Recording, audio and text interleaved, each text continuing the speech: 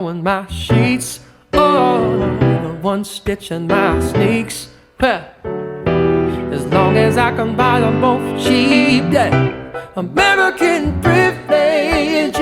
So we'll go ahead and continue. We're going to talk about the line of Shem, the children of Shem, Elam and Asher and Arphaxad and Lud and Aram. That's Genesis 10:22. So today I'm just going to talk about two sons, the first two sons of Shem, Elam and Asher. Now, Elam and Asher are two very, very, very important pieces to this puzzle. It was the discovery of Elam and Asher that kind of cemented the fact that Israelites not only could possibly be black, but for sure, the line of Shem was black. And I'll tell you why I didn't 100% conclude that the Israelites were black right away as we get through this, but it had to do with mostly with mixing, which I kind of solved as I continued to research the subject. But Elam came first, and then Asher kind of cemented my belief as leaning towards Israelites definitely being black, and then trying to figure out whether or not they maintained their blackness throughout the thousands of years and through slavery and everything else. So I just want to clarify some of that. Hopefully I clarified. If not, the journey will clarify itself as we continue. So Elam, started looking into the Elamites, and lo and behold, we find this picture, and this picture's on the walls at Susa in Shushan Palace. Now, if you go to any Bible program app you have on your phone and type in Shushan, Shushan, you will find the references to the Elamites at Shushan Palace. And so when I found this, I was like, okay, this is interesting. These are definitely black people. And furthermore, the Bible refers to the Elamites being archers. And as you can see in the picture here, they all have bows and quivers. I don't see any arrows in the quivers, but they do have bows and quivers for arrows. And so this kind of, well, not even kind of, this solidified for me and early in my journey that, okay, if there's any truth to Israelites being black, this evidence is very, very convincing, because now I don't have to adhere to the modern European teaching that Shem was brown or Middle Eastern or olive looking, because as I said in the part one, it doesn't make sense that Ham would be the only black brother. If his father wasn't black, it would make sense for his brothers to be black as well. So we know that Ham was black, we know the Cushites were black, and here we find the first son, the descendants of the first son of Shem are depicted as black, and we can see their hair here. We can see their beards, their hair. It looks like Afro hair. It looks like these are supposed to be kinks or naps or whatever you want to call them. That is black people hair. So that was one of the biggest convincers that the line of Shem was definitely dark, just like the line of Ham. Now Asher is a Shemite, which is interesting because, again, when you start to study some of the culture, you don't get this from the European or the Eurocentric Christian doctrine. They don't teach you that Asher was a Semite. They do all this talking about the Assyrians, and they don't get into Asher really. So we're going to touch on Asher for a few minutes. This is going to be a somewhat short video, because I do want to get into the Gentiles and then move on from there and start laying some of the deeper stuff, connecting all the dots. So I'll go ahead and read this from Genesis 10:8-11, and you'll recognize this from part 1, because this is the part dealing with Nimrod the Cushite. And Cush begat Nimrod, and he began to be a mighty one in the earth. He was a mighty hunter before the Lord, wherefore it is said, even as Nimrod the mighty hunter before the Lord. And the beginning of his kingdom was Babel, and Erech, and Akkad, and Calneh in the land of Shinar. Out of that land went forth Asher, and builded Nineveh, and the city of Rehoboth, and Calah. I don't know if I'm pronouncing that right. I told you guys I'm terrible with other languages pronunciation. So out of that land went forth Asher. So Asher came out of a Cushite empire, even though he is an Israelite. I'm sorry, not an Israelite, a Hebrew or Shemite, Let me back up. Let me not get ahead of myself. He's a Shemite. We'll come back to the Hebrew thing later. So Asher is a Shemite, or a person from the line of Shem, a descendant of Shem. He came out of the Cushite Empire, and he built Nineveh. We're not gonna get into the other two cities, but we're gonna talk about Nineveh right now. So here is a picture of the Assyrians, and as we can see, look at their hair, look at the lips, look at the noses, look at the hair again over here, the beards, the hair, the noses, the lips. These are the Assyrians. This is important because we just saw the Elamites. The Elamites were black, and now we look at the Assyrians and we see that they have black features. So now we have a second son of Shem confirmed to be a dark-skinned people, more than likely. Now, before I go there, to the next slide, I just want to point something out. People can go back and forth about all this stuff all day, and this is the reason I love to use European sources. I believe these reliefs right here, this picture is found at the British Museum. I think it's the British Museum in London or something like that. If not, correct me in the comments and let me know. But when you start to dig a little deeper past the surface stuff, people can argue because this doesn't have any color on it, like, oh, they could have been this or that, but we see the facial features, we see the hair, we see the lips, we see the beards, we see the noses. But when you dig into the Hebrew, the Strong's Concordance was not written by black people. And so when we go to Strong's, we see, what do we see here? Proper name, masculine. Ashkur, or Asher, as it is translated. Definition, black and Israelite. Black and Israelite. Proper name, masculine in Judah. Now, we'll come back to that. But again, one more time, black and Israelite.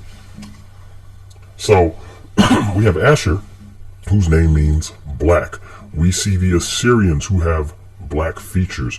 We saw Elam, or the Elamites, who are black people, and these people come from the line of Shem, and Shem is the brother of who? Ham. Now, Eurocentric Christian doctrine will tell you that all black people came from Ham, but this is not true. And the Zondervan Bible Dictionary tells you that all the black races except for the Negro came from Ham. And you guys can go on blackhistoryinthebible.com, and if you look up, if you type in the search bar up there, Zondervan Bible Dictionary, you'll see that entry from the Zondervan Bible Dictionary that names all of the Ham, or how all of Ham's descendants, and says that Ham is not the originator of the Negro, or the progenitor, however you want to pronounce it. He's not the father or the starting line for the Negro. This is important, because as we just saw, Shem's line does contain black people. So even Zondervan, who is not a black-owned publishing company, separates the Hamite, or the African, from the Shemite, the Negro. They look similar, but they are not from the same lineage. And so this is important because Eurocentric Christian doctrine, and even some of the urban apologetics community, will try to convince you that we, all black people, came from the line of Ham. And we know this is not true now just by looking at the first two sons of Shem.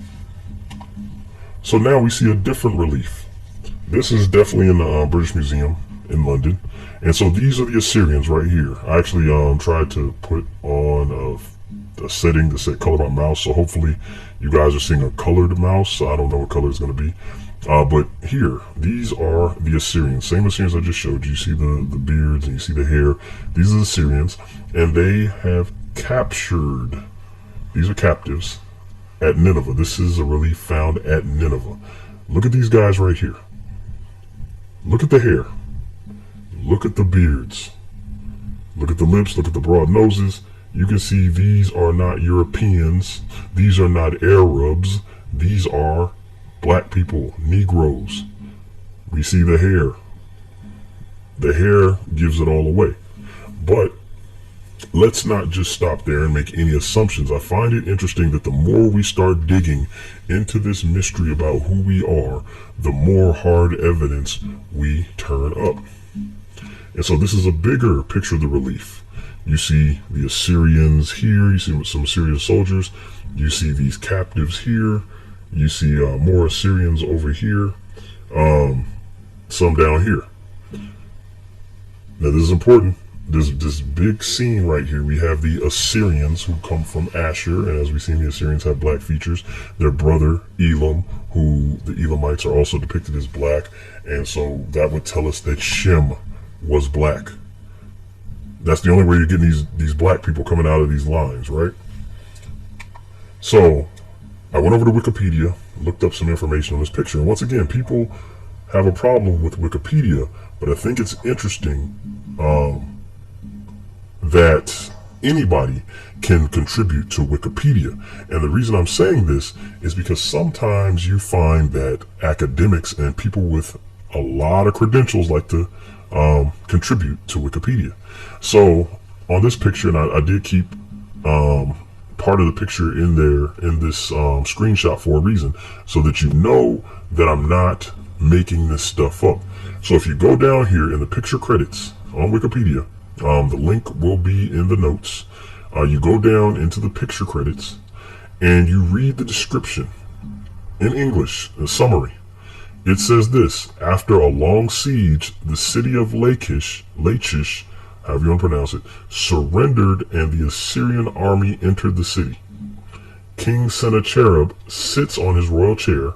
We'll go back and I'll show you that. Surrounded by attendants and great high-ranking official. So King Sennacherib right here, surrounded by attendants and a great high-ranking official. This guy right here. These are the Assyrians, as I told you. So they sieged the city. They went in. It says, the king reviews Judean prisoners. These guys right here, the ones that look like black people, Judean prisoners. The cuneiform inscriptions read, Sennacherib, king of the world, king of Assyria, sat on the throne, and the booty of the Lachish passed before him. Wall relief from Southwest Palace at Nineveh. I'm not even going to try to pronounce all this. Mesopotamia, Neo-Assyrian period, 700 to 692 BCE, the British Museum in London. So Sennacherib,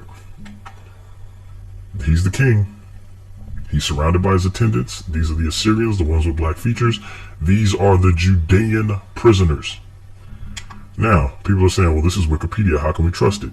So it tells us the author, Osama Shakur Mohammed Amin. That's the most Arab name I've ever heard of in my life. And then you see these letters after him, right? This is Glasgow, short for Glasgow, Germany. These are credentials, FRCP. So I decided to click it because I didn't want to just say, okay, well, this is the guy who did it. Go do your own research. No, I'm not that type of teacher. I don't tell you to go look it up yourself without providing you the source. I'll provide you a source and say, hey, go follow up and you know, check this out if you want. Now, this source says his own work. Now, usually people reference other stuff for sources, but let me show you this guy because I went and looked at it and I was like, okay, let me see who this guy is. Who am I? He has a whole section right here. Dr. Osama Shakur Mohammed Amin. Look at all these letters behind his name.